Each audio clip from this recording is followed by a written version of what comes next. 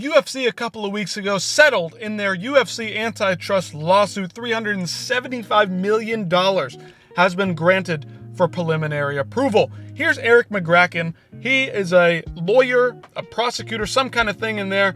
Here we go. Excuse me. Canada's favorite ambulance chaser, combat sports regulatory lawyer, MMA kickboxing judge, author. He's legit, man. If you haven't seen this guy on social media, on Twitter, Instagram, wherever, he puts out great content. Listen to what he has to say regarding the antitrust lawsuit and the settlement that the UFC just reached. Breaking news in the UFC antitrust lawsuit.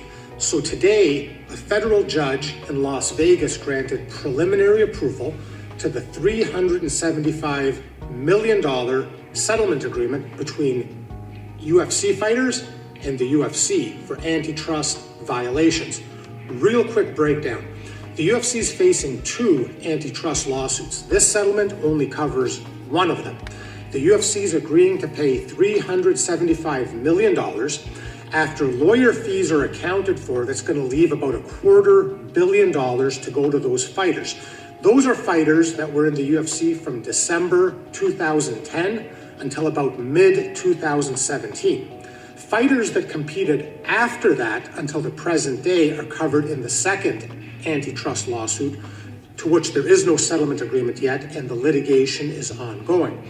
The UFC is going to pay out this money basically over the next calendar year, but it's not over the finish line yet. Preliminary approval is just that, it's preliminary.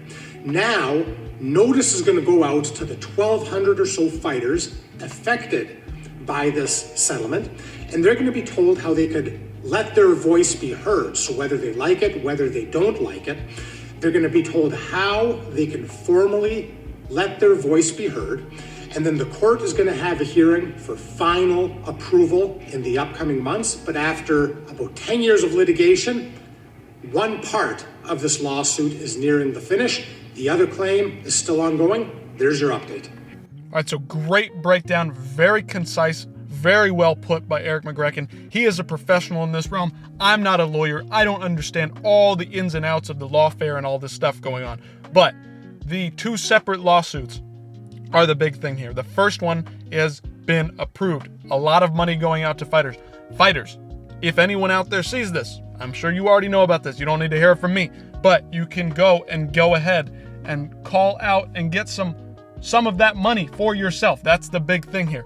We need to make sure that all these fighters get what they deserve. Some of them may not deserve it. Some of them do. That's the whole point. You have to reach out yourselves as fighters. That's the thing here. The fighters have to reach out for themselves. So here's Eric, follow-up video on this. Beautiful, again, from him. Great stuff. Go give Eric McGracken a follow. He knows this stuff way better than I do. I just follow the sport. I cover the sport. I talk about the sport. I don't know the ins and outs. I'm not a lawyer. I'm not involved in MMA regulatory affairs, okay? Not literally. I can read stuff about it. I've read the books. I've read some of the lawsuit details. But here for you now is Eric to break it down. Again, give him a follow. This is great stuff. UFC fighters, here's how you claim your money in the UFC class action lawsuit. So as you may have heard, a $375 million settlement has received preliminary approval from the court. Fighters between December 2010 all the way through June 2017 are caught up in this class. So if you competed in the UFC during that period, you're probably eligible to receive money. Here's how you claim your money. Go to UFCclassaction.com, click the Claim Your Money button, and that'll take you to a link where you just fill out your personal information. That personal information is going to go to Rob Macy. That's the attorney that started this lawsuit and is still involved with this lawsuit. Once Rob has your information, he's going to keep you updated about how and when you can claim your money. And the reason why I say that is the case has preliminary approval, but still needs final approval. Once that final approval is in place, you're going to be told exactly how you can claim your money. So go to UFCclassaction.com, fill out your information. And by the way, you don't have to hire a lawyer. You don't have to hire somebody to help you claim your money.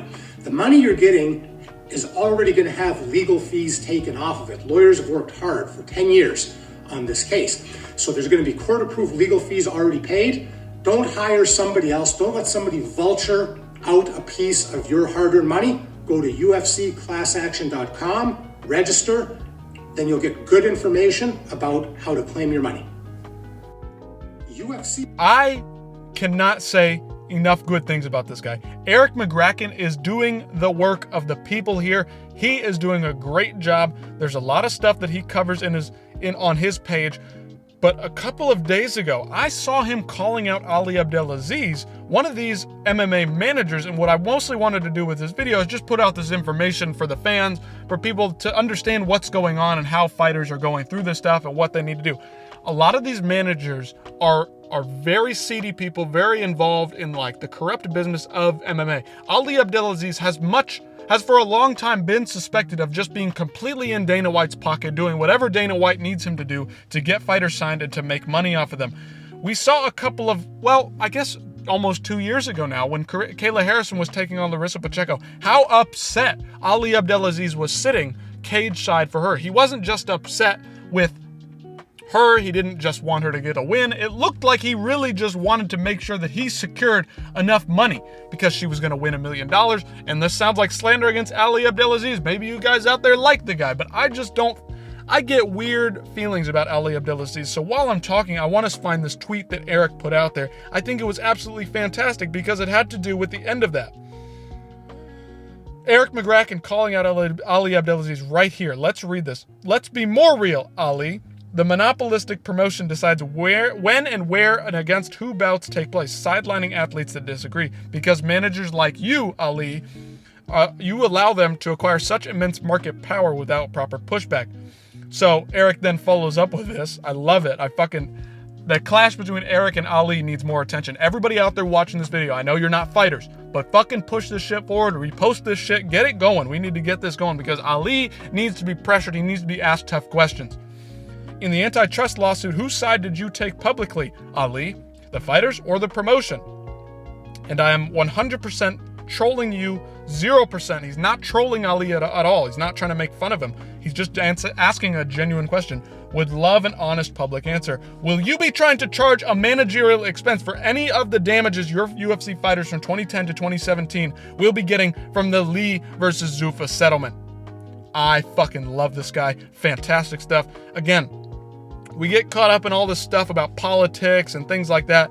I don't fucking care what this guy's politics. I don't want to know what they are. I don't give a shit. This dude's doing the work of the fucking people. Doesn't matter where he lies on the political spectrum. Doesn't matter where he lies on MMA fighters. He's doing real, legitimate, legal work, and that's very important. Let's spread this guy's message. Let's get it out there and take down some of this corrupt bullshit in MMA. I'm tired of it. Let's get it done. Please band together. Let me know what you think about this video. Hope you spread the message, and I'll see you in the next one.